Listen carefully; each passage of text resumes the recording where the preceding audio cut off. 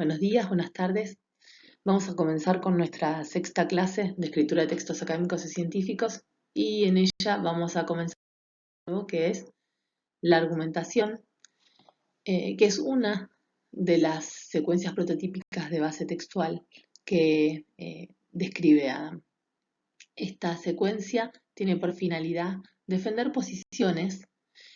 Quiere decir, lo que vamos a tratar de hacer es demostrar o convencer o persuadir de nuestro punto de vista al receptor o al destinatario. Y para ello tenemos que dar fundamentos. Está organizada en base a fundamentos, que quiere decir que tiene unas reglas donde vamos a demostrar cuáles son las bases para nuestra posición. En las secuencias argumentativas tenemos una tesis, que es aquello de lo que queremos demostrar al receptor, datos, a partir de los cuales hacemos un proceso de inferencia, y una conclusión. Estas serían como las partes, las fases de la secuencia argumentativa.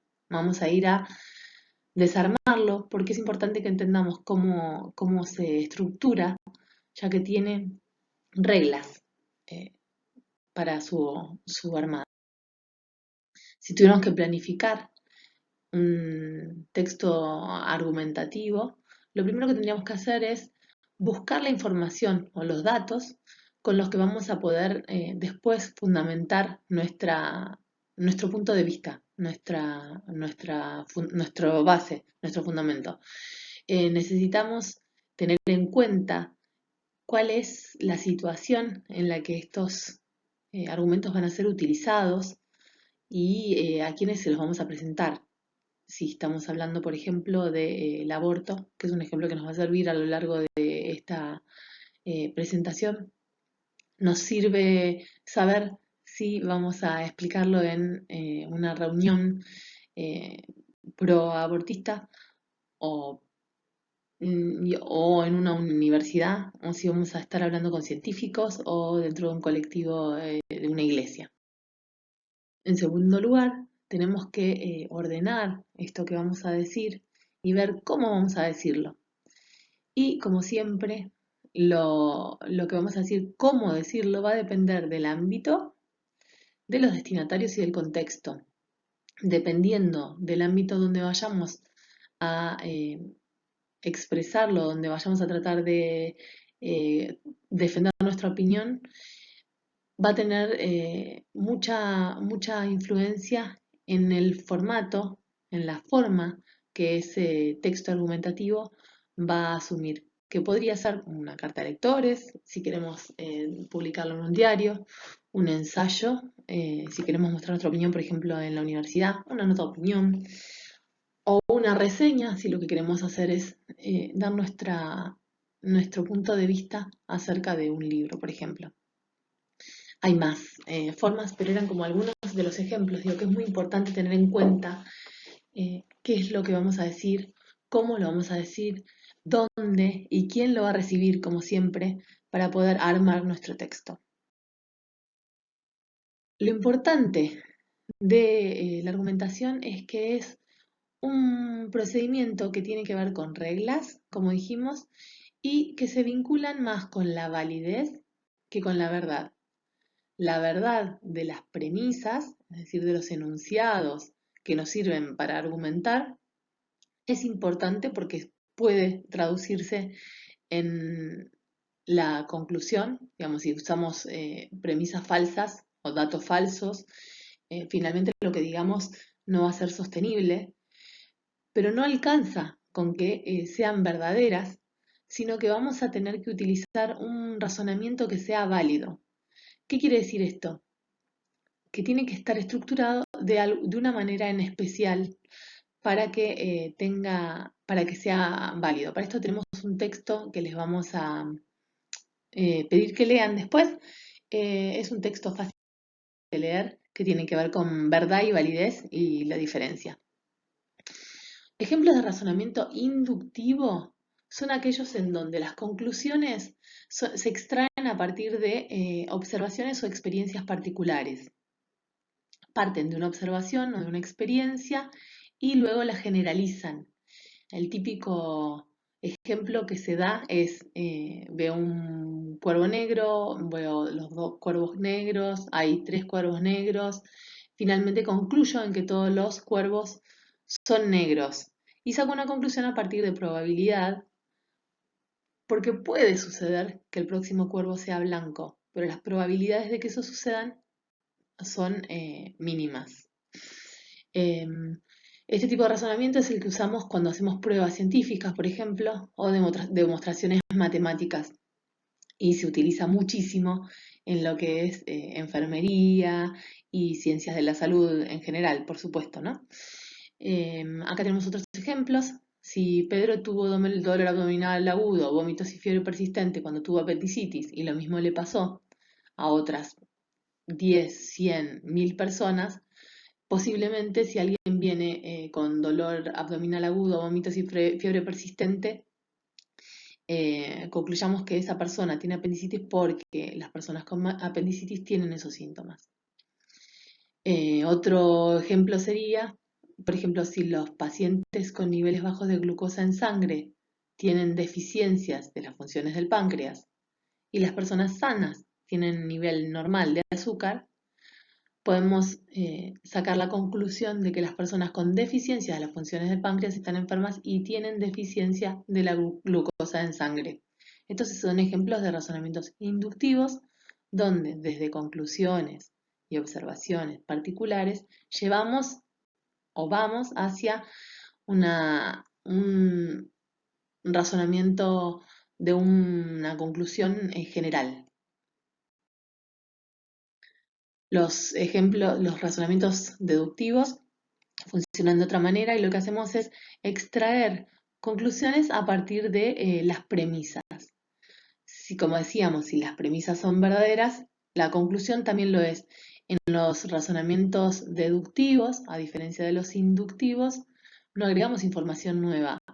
Toda la información que tenemos acerca de los enunciados, toda la información que nosotros estamos trabajando está ya incluida dentro de las premisas. Es decir, la conclusión no agrega información nueva y por eso la conclusión es verdadera si las premisas lo son, porque las premisas transportan la verdad desde los enunciados hacia la conclusión.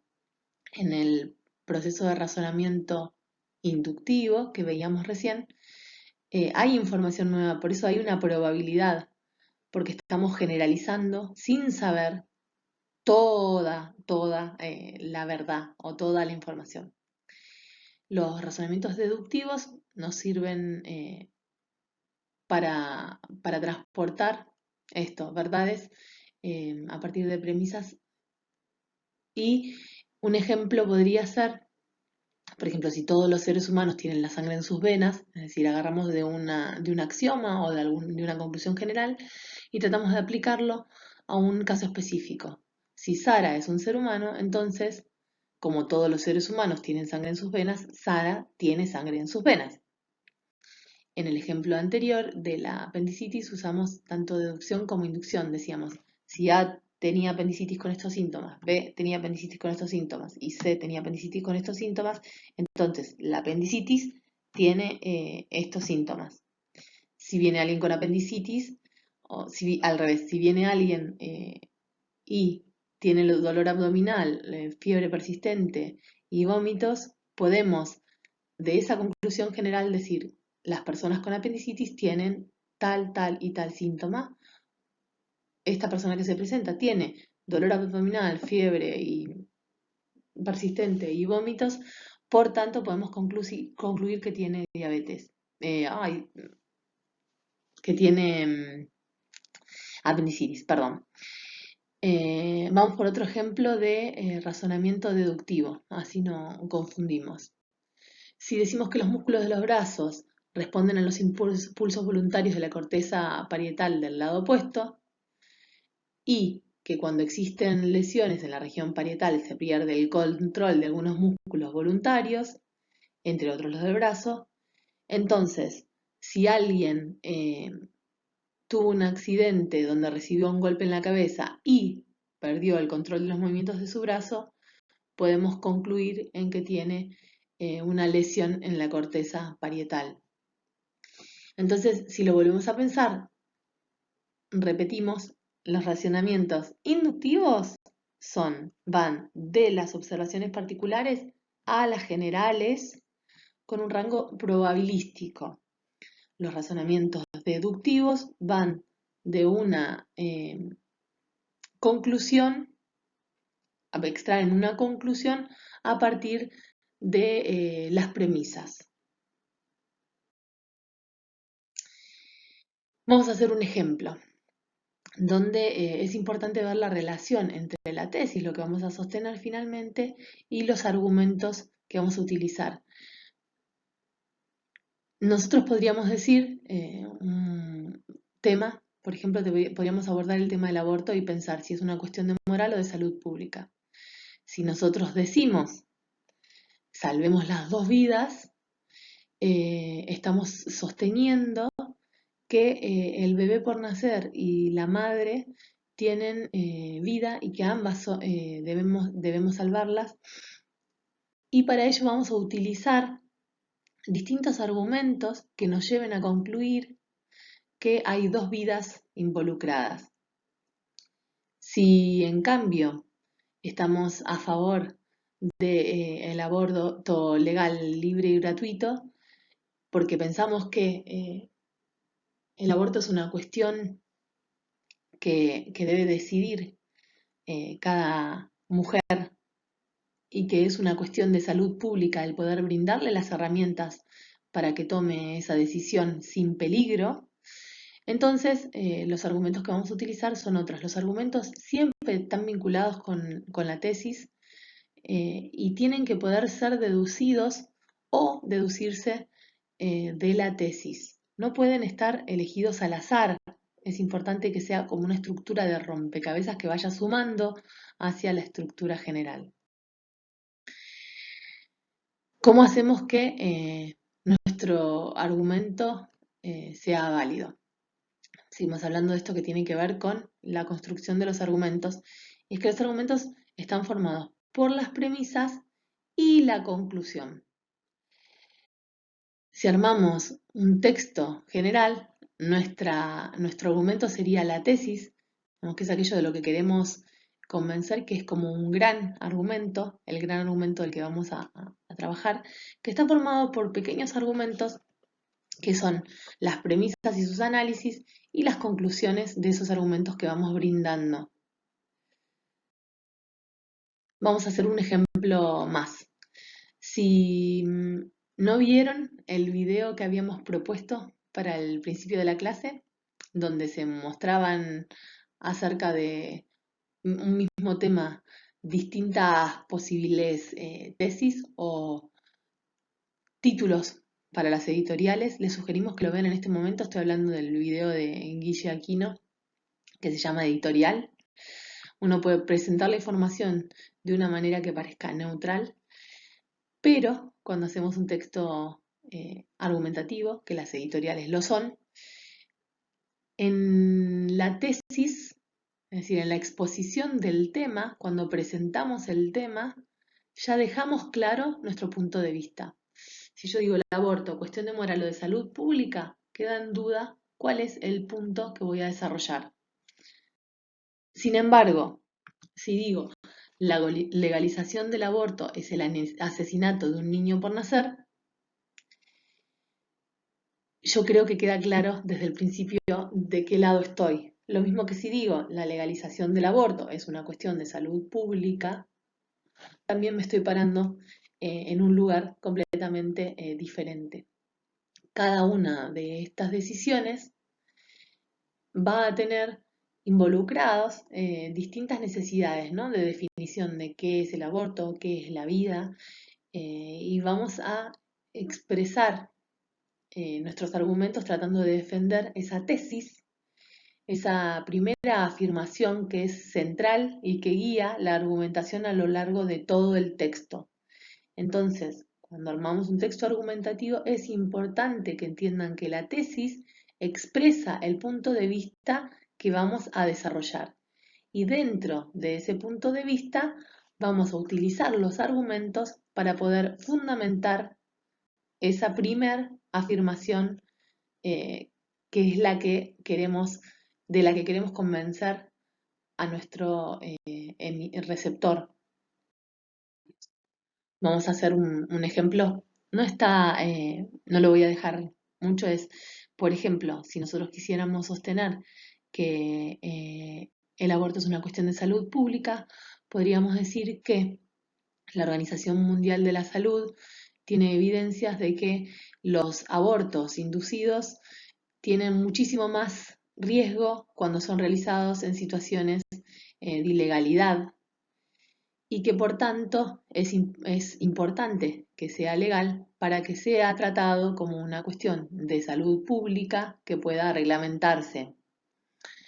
Eh, por lo mismo, si es una cuestión de salud pública, nos vamos a asegurar que haya abortos seguros, porque los abortos inseguros tienen entre 300 y 30 veces más posibilidades de terminar en muerte que un aborto legal quirúrgico. Lo mismo acerca de la gratuidad. Digo, cada uno de los argumentos que nosotros sumamos tiene que colaborar o contribuir a explicar por qué tiene que ser una cuestión de salud pública, en nuestro caso, para que nuestro lector salga convencido de lo que estamos explicando. Nuestro lector o nuestro oyente, pero en este caso estamos trabajando con textos escritos, ¿ok? Entonces, vamos a desarmar uno de los ejemplos. Si decimos que en nuestro inicio, nuestra tesis es que el aborto es una cuestión de salud pública, entonces va a ser importante explicar que para la Organización de la Salud hay evidencias que indican que la diferencia de riesgo de aborto inducido es enorme según el marco legal y las condiciones de acceso a servicios de salud seguros. Entonces, un aborto inseguro puede ser entre 300 y 30 veces más letal que un aborto legal y quirúrgico. Por tanto, si damos el marco legal y las condiciones de acceso a servicios de salud seguros a través de la implementación de una política de salud pública que contemple el aborto dentro de la misma, vamos eh, a solucionar estos abortos inseguros. Entonces, las premisas, que son nuestra información, el análisis de esas premisas y las conclusiones a las que llegamos, tienen que ayudarnos a reforzar siempre la tesis de la que partimos. ¿Podría yo decir en mi argumentación de que el aborto es una cuestión de salud pública, que en realidad no les importan para nada a los niños por nacer, porque apenas nacen los dejan tirados y están siempre en contra de la asignación universal por hijo? Podríamos decir que en realidad es una hipocresía porque no les importa, porque los niños nacen y después se mueren de hambre y los dejan en la pobreza absoluta, en la indigencia, y tampoco les importa a la madre que no puede salir a trabajar. No, no podríamos decir nada de eso, porque ese argumento no sumaría a nuestra tesis, que es que el aborto es una cuestión de salud pública. Puede ser verdad, mentira, puedo estar de acuerdo o puedo no estar de acuerdo. Sin embargo, ese argumento no nos serviría para fundamentar en este caso nuestra opinión. Haría que nuestra opinión fuera por otro lado. Vemos que hay una diferencia entre el argumento nuevo que estamos introduciendo y la discusión que tenemos. Es un tema que resulta un punto recurrente en la argumentación o en los momentos en que queremos eh, hacer que caiga la defensa del punto de vista que defiende las dos vidas. Sí, vemos que hay vínculo, vemos que es un punto, un lugar común. Sin embargo, en nuestra argumentación no tendría nada que ver, no podríamos incluirlo porque desestructuraría, digamos, no ayuda a sumar, no ayudaría a llegar a la conclusión que sostiene nuestra tesis. Algo que es interesante realizar cuando estamos haciendo argumentación es anticipar algo que nos va a decir nuestro adversario o tratar de imaginarnos qué diría alguien que estuviera en contra de nuestra posición. Por ejemplo, en nuestro ejemplo del aborto como cuestión de salud pública, podrían argumentar que la gratuidad del aborto va a hacer que se utilice como sistema de anticoncepción en vez de la planificación y que todo el mundo va a estar todo el tiempo realizándose abortos, que esto va a tener unos costos muy altos para el sistema, eh, que por tanto los abortos tienen que ser pagados de manera privada, porque el acto sexual es un acto privado, el embarazo proviene de un acto particular y por tanto no tenemos como sociedad que pagar dicho costo. Entonces, si nosotros nos anticipamos y sabemos que nos van a decir esto porque lo hemos escuchado, entonces podríamos presentarlo de esta manera, como decimos acá, se podría argumentar, bla, bla, bla. Sin embargo, la diferencia del riesgo es enorme de acuerdo a las condiciones de acceso a la salud. Entonces, no todo el mundo tiene acceso, porque no todo el mundo tiene el poder adquisitivo para pagar un aborto. Y la atención de las complicaciones de los mismos es altísima. Hay intervenciones que rondan los 60.000 por año y el costo de las prácticas seguras entonces se compensaría, al menos en buena parte, por la reducción de los costos vinculados con las complicaciones derivadas de los abortos mal realizados. ¿Se entiende? Si nosotros estamos siguiendo una argumentación donde las premisas suman para sostener nuestra tesis, podemos anticipar, dando lugar a la voz del oponente, qué es lo que nos podrían decir. Y ahí mismo hacer una argumentación, elaborar una argumentación donde le contestáramos a este oponente imaginario, dando nuestro punto de vista, dando nuestra defensa que contraargumentara lo que nos podrían llegar a decir. Entonces, un ejemplo de cómo tendría que estar armado un texto argumentativo eh, tendría una introducción donde presentamos la tesis, que es el punto que vamos a sostener, y la definición de a qué nos referimos o de qué estamos hablando, ¿sí? La definición. Luego haríamos un desarrollo en donde tendríamos los argumentos y contraargumentos de esta situación que estamos presentando. Y por último, una conclusión donde retomamos y reforzamos los puntos que fuimos desarrollando a lo largo de la argumentación y que concluyen en reforzar o en darle la razón a nuestra tesis inicial. A ver, hay formas de armar un texto argumentativo diferentes. Nosotros vamos a analizar una forma que nos sirva de base para poder armar textos argumentativos.